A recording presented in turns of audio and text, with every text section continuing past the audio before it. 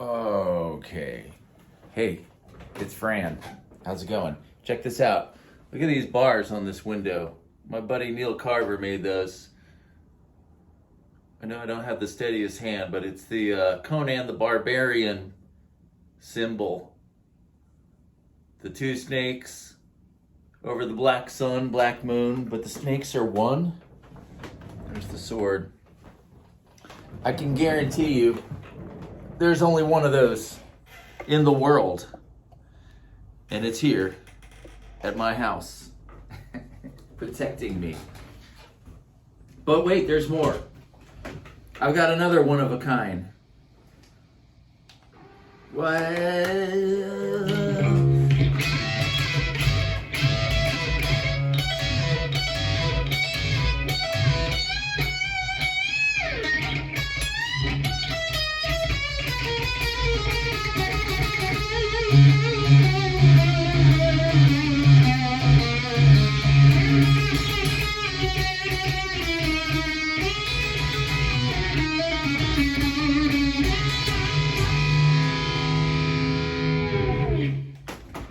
Do you see what's going on here? Oh, it's a little out of frame. It's the Bee Gees. Come on, guys. Get in there.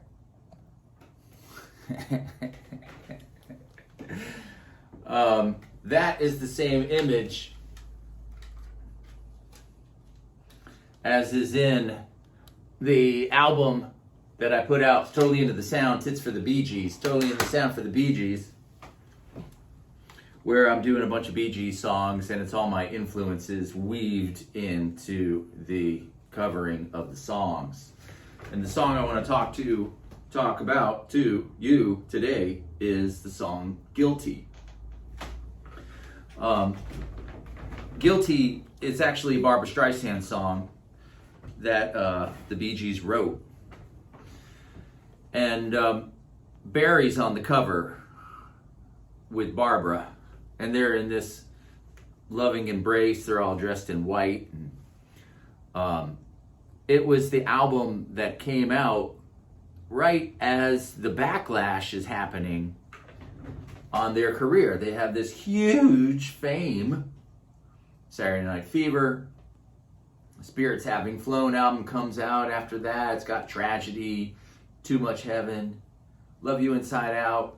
And, they do the Sgt. Pepper's movie based on the Sgt. Pepper's album. They put out the album too.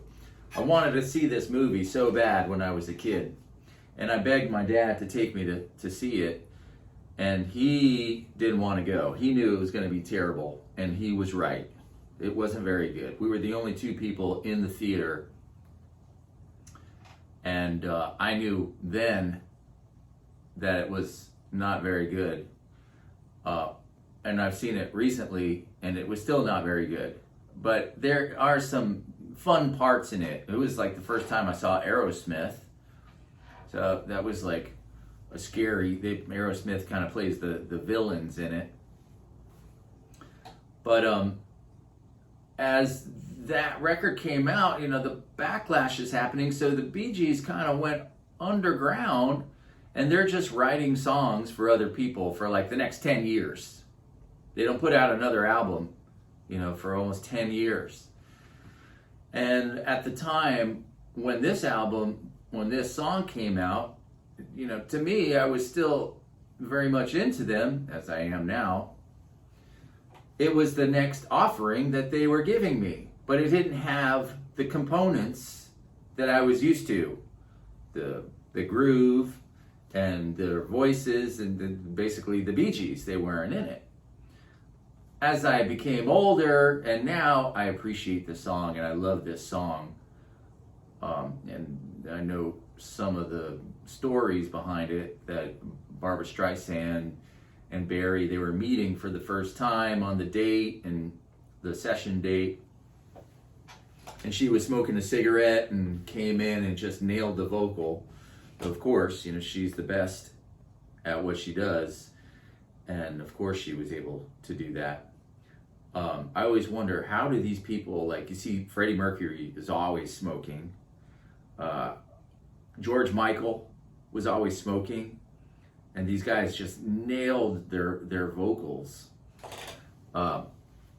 Anyway, when the song came out, I was trying to find my way into it, but all these other great songs were on the radio. It was 1980, so we were getting the Queen, The Game just came out, and that was huge. And the Cars were really huge, and the Police I had just heard of. Do do do do da da da was the first Police song that I remember hearing. Devo, Whip It, Steely Dan, Hey 19. So there's like all this wide variety of songs on the radio, and the kids on my street, they were making fun of me for listening to the Bee Gees. And they were also, listening to Led Zeppelin. A kid down at the end of the street, I used to go and hang out and go into his bedroom, and his walls were plastered with Jimmy Page posters and photos. And I was like, who is this guy on your wall? So that's Jimmy Page. He's the guitar player for Led Zeppelin, and he can't read a note of music unless he's stoned. I was like, oh, okay. I knew what that meant because I had older brothers, and they were listening to Led Zeppelin. And I would notice that when Led Zeppelin came on in the garage where they used to hang out, there would also be an aroma that came along with it. So you would hear like Black Dog come on, and all of a sudden there'd be a certain smell, which always was confusing to me. Oh, there's certain music that they listen to, it has this smell. And then my mom would get upset, and so eventually I figured out what that meant. And so when this kid said to me, Jimmy Page can't read a note of music unless he's stoned, it made sense. Of course, we know now that that's not true. But at the time, I was starting to discover all this other great music. And I was starting to play guitar, and naturally I wanted to learn all the Led Zeppelin songs. And as I got further and further into learning Led Zeppelin songs, we're taking on some of the more challenging ones. I noticed there were like these bends that Jimmy Page would do inside of chords, and you just couldn't do them. Specifically, like All of My Love. That was one of the first Zeppelin songs that I heard when I was open to being a fan of theirs. Because in the late 70s up till 80, when they stopped playing, when John Bonham died, they weren't putting out albums as frequently as they were in the early 70s. So I hadn't really sunk my teeth into them yet. But once I did, it was full bore. So I was hearing All My Love, and when it had these chords in it.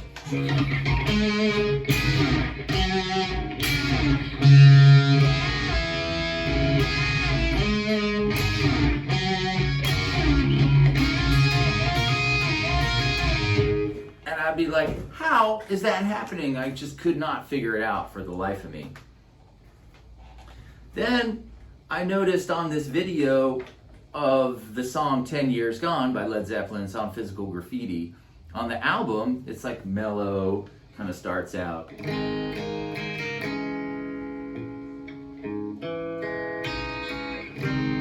But the live version had this crazy, wicked bend in it.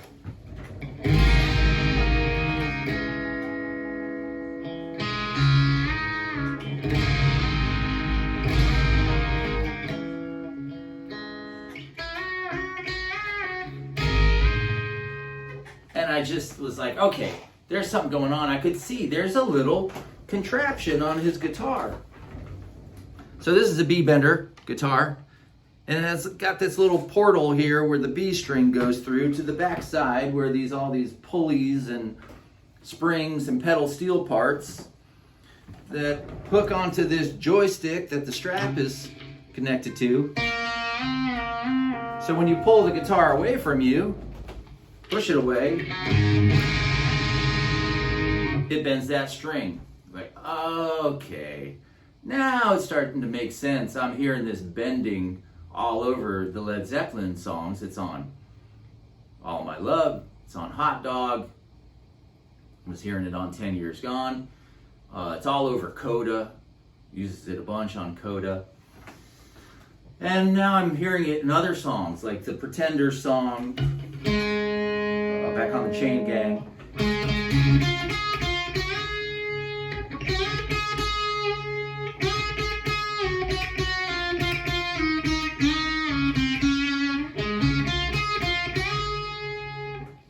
So it's like, all right, that's just a guitar that I don't have.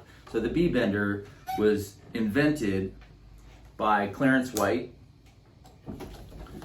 and Gene Parsons. Here's Clarence White.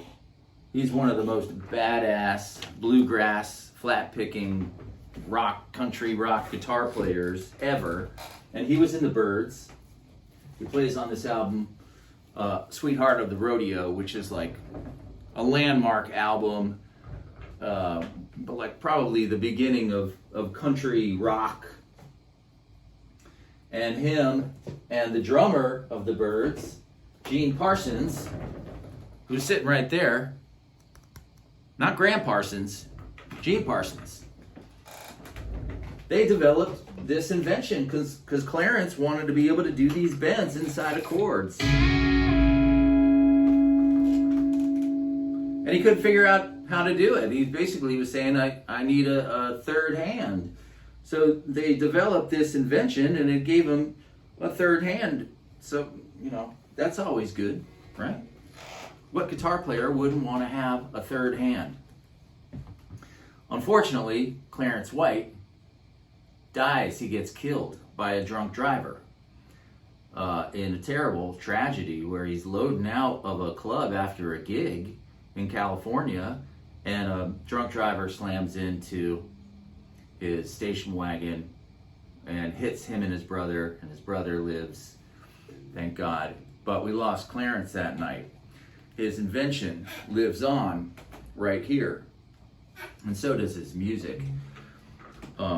So I always wanted one of these guitars, but they're hard to find, and they're not cheap, especially not now. But at that time, when I was thinking about, God, it would be cool to have a Bee Bender, it just kind of was a fleeting thought, until one day I was in my band, the Tom Collins, was playing a gig in Atlanta, and the guys I played with, Kyle and Craig, were coming in from Athens, Georgia, and they stopped at a guitar store. And I get this call from Kyle, the drummer, Kyle Spence, world-class drummer, knows everything about gear, far more than I do, then and now. And he calls me and he says, hey, you owe me $800. And I was like, really? How did I do that? And he says, well, you bought a guitar today. And I said, oh, what guitar did I buy? And he said, a Bee Bender. And I was like, wow, cool. That's great, actually. And he had saved me all the deliberation of going and deciding, should I buy this guitar?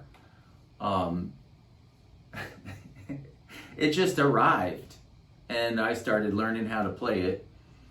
It ended up on a lot of Tom Collins records, and then it ended up on my Cave Talk record that I put out in 2011.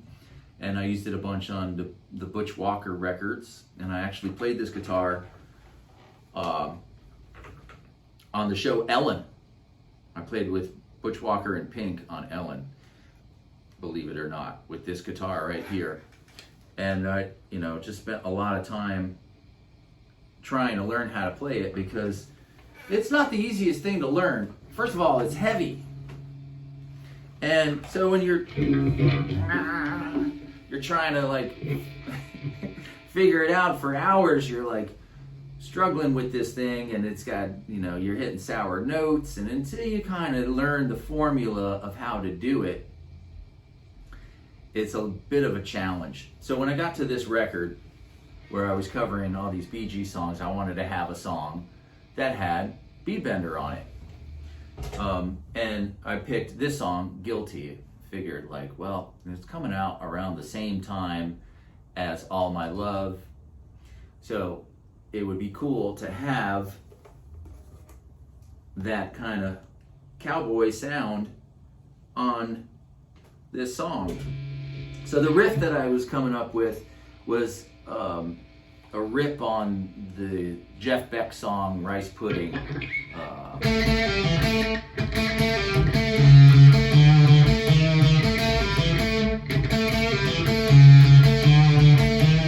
One of my favorite riffs. I'm always trying to find something that's as cool as that.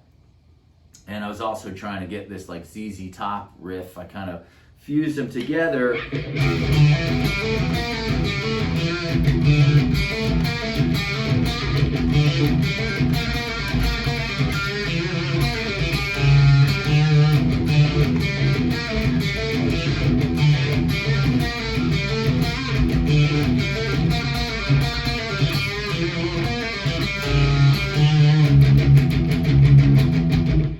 So that's where the vocals would come in.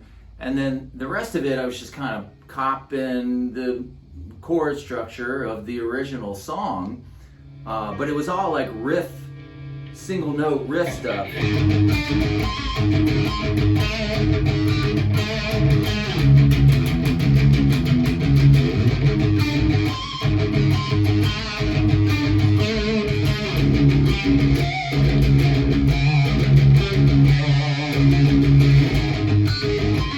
So I couldn't do the chords, bending strings inside the chords.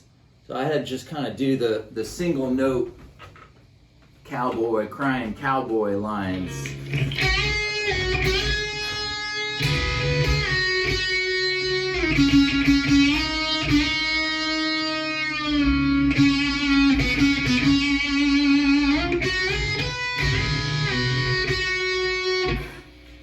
And you can hear it like on the solo of All My Love. Let's see.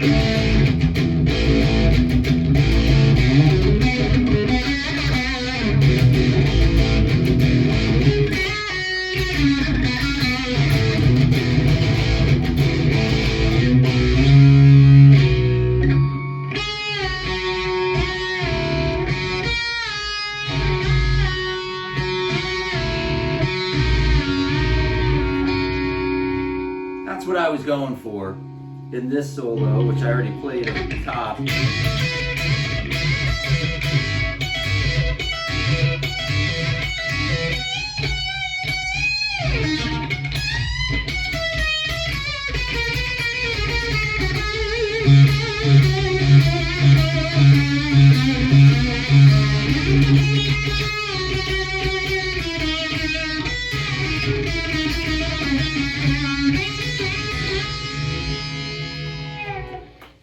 So you want the solo, if you're gonna play it like Jimmy Page, it's supposed to sound unplanned and like it's coming from another planet, and it's not actually a person playing the solo. It's the antenna is playing the solo, and it's got control of the person. That's how I always saw it. And then some of the vocals on the song are supposed to be Robert Plant-like.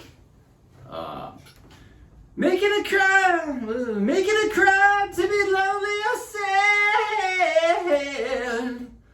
sad, which is like based off Ramble On, which I guess I can't sing that high right now. Now I smell the rain and with it pain, and it's heading my way.